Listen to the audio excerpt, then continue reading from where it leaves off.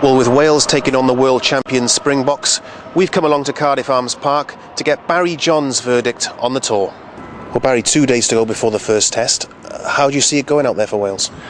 It's a tough one, and to be perfectly honest, if Wales can get out of this one, the first test in Bloemfontein, they'll have done well.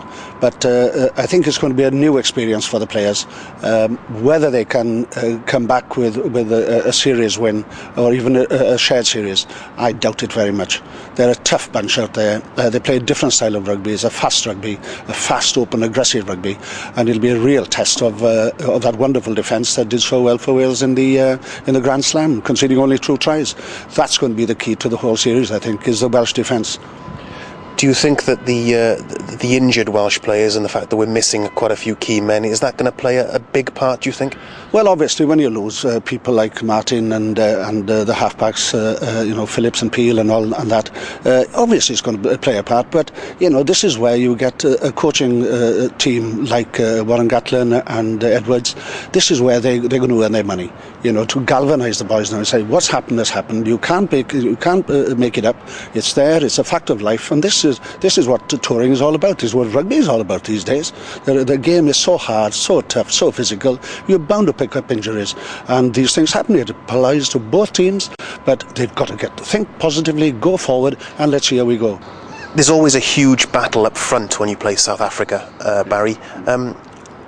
What have Wales got to do to try and match them in that department? Well, first of all, they must get out of the blocks. Let's face it, when you examine every one of the games in the Six Nations, we were slow out.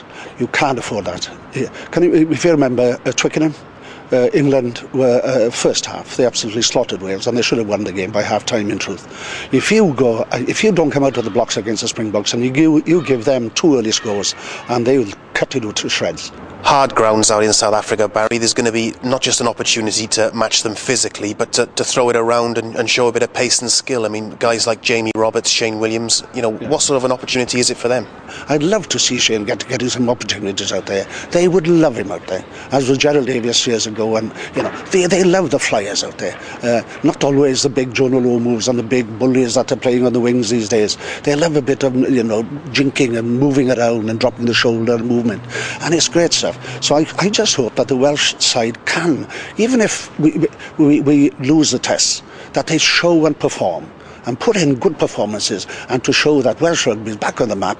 We've got something to offer, and we're not frightened of the top table, which is basically the Southern Hemisphere. How do you see, give us a prediction, Barry, the 2 tests? Yes. First test, absolutely vital. And not only that, I reiterate by saying the first 20 minutes of the series is vital. They must be in there for that. If they can compete there, I'm pretty certain they'll put up a good show.